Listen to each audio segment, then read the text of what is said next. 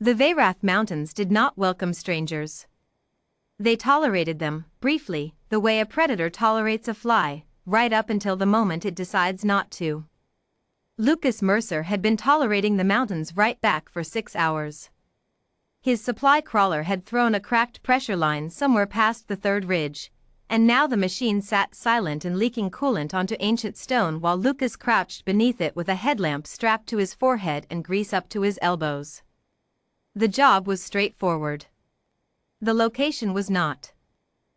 The nearest human settlement was 40 kilometers south, the storm rolling in from the north was an hour away at best, and the cave mouth he'd spotted 20 meters up the slope was the only sensible shelter on this entire miserable mountain face. He gathered his tools and climbed. The cave was deeper than it looked. The entrance narrowed, then opened, then narrowed again, and Lucas followed the passage with his headlamp cutting a pale cone through the dark until the passage opened into a chamber so large the light couldn't reach the far wall. He stopped. He heard breathing.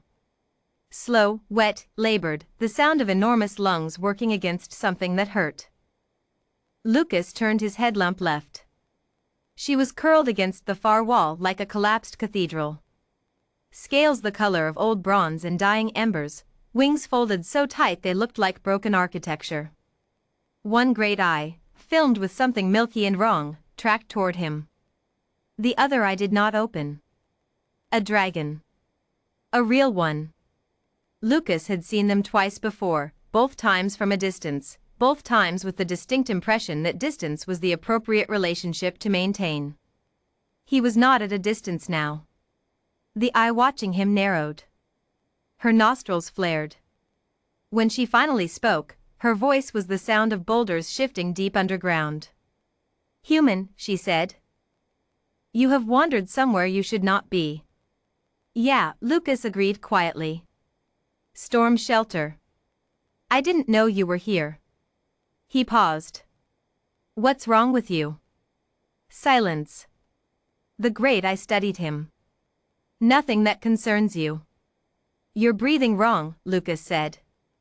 "I've worked in pressurized environments for 12 years. I know what it sounds like when something's mechanically compromised.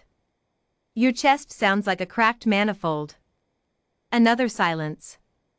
Longer. "I am dying," she said finally, with a flatness that was somehow worse than grief. Slowly.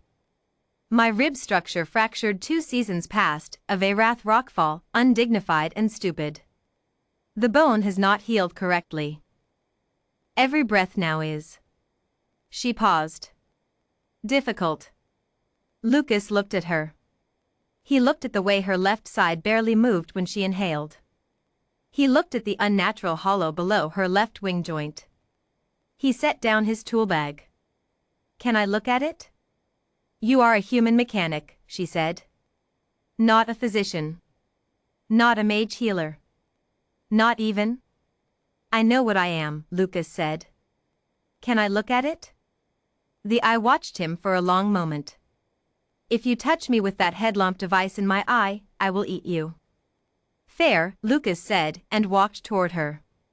Her name, she told him eventually, was Moneydew, or at least that was the syllable cluster closest to what human tongues could manage. The full name was longer and involved harmonics he couldn't produce. She had lived in these mountains for 312 years. She was not, by dragon reckoning, old. She was, by any reckoning, in serious trouble.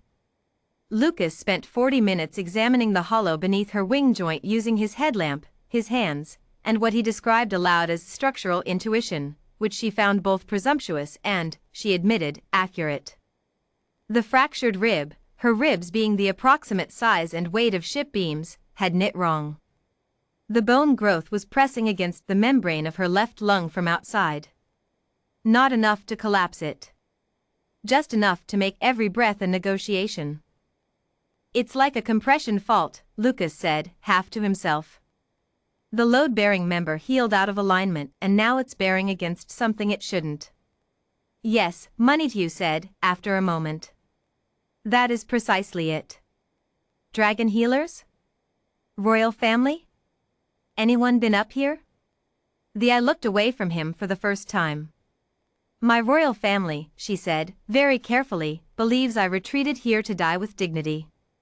They are not wrong to believe this. I sent them away. Why? Because dragon healers cannot fix this. The bone is set. It would need to be rebroken and reset correctly, and no healer alive can generate sufficient precision force without destroying the surrounding tissue. A long exhale, wet and thick. So. I wait. Lucas looked at the wall of her ribcage. He thought about compression faults. He thought about cracked frames that needed controlled force applied at exactly the right vector to reseat without further damage. He thought about the hydraulic realignment tool in his crawler, the one he used for bent chassis rails, that was capable of applying up to 8 tons of adjustable, directional force through a padded contact head. I have a tool, he said. It took him 2 trips down the mountain in worsening weather to bring up the equipment. Moneyed Hugh watched him, both eyes open now, with an expression he was starting to recognize as something between disbelief and cautious curiosity. He explained the tool. He explained the principle. He explained what he was going to do and, more importantly, what he needed her to do, which was hold completely still, regulate her breathing on his count, and trust that a human mechanic from a company that serviced mining equipment had correctly diagnosed her skeletal fault. If you are wrong, she said, you will kill me faster. I know, Lucas said. But I'm not wrong. She looked at him for a long time. Humans, she said finally, are either very brave or very stupid, and I have never been able to determine which. Usually both, Lucas said. Ready? He was precise. He was slow. He talked her through every step, counting her breaths, adjusting the contact angle twice before he was satisfied, applying force in 3 careful increments while she lay motionless and enormous and trusting, somehow, the hands of a mammal who barely reached her elbow. The 3rd increment produced a sound like a gunshot in the cave. Moneyed Hugh made no sound at all. Then she breathed, really breathed, both sides of her chest moving, deep and full and even, and Lucas heard the difference immediately. Clean. Open. A system working the way it was supposed to work. Oh, she said softly. It was the most human sound he'd ever heard from a non-human. The storm kept Lucas in the cave for 2 days.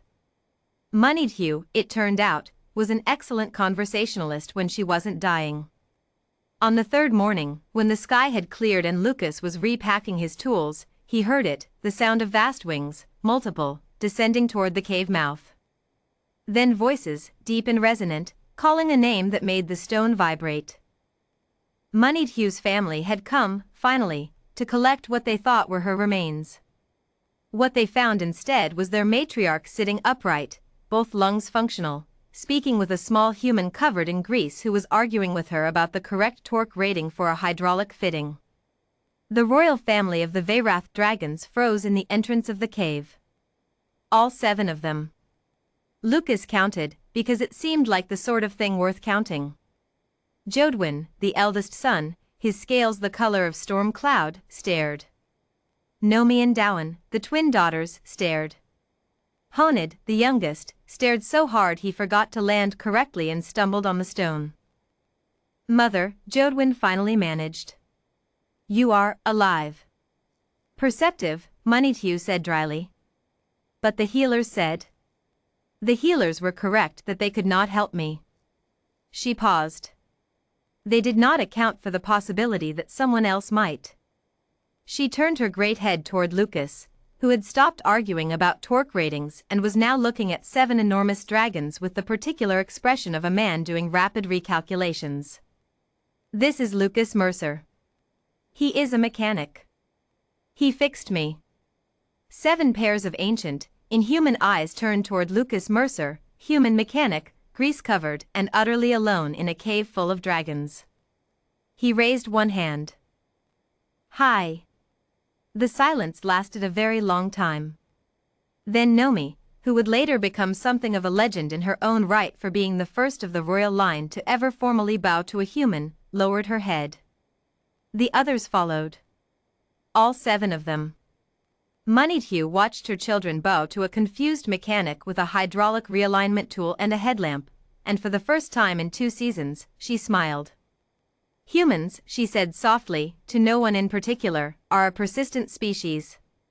Lucas scratched the back of his neck. We try. The Veyrath Accords, signed 11 months later between the Dragon Sovereignty and the Human Mining Consortium, contained a clause, unusual, unprecedented, and non-negotiable, requiring that one Lucas Mercer be granted permanent right of passage through all Veyrath Mountain territory. When asked by the consortium's legal team what service could possibly warrant such a concession, the Dragon Sovereignty's representative, a storm-gray elder named Jodwin, replied with 3 words. He fixed our mother. No further explanation was requested.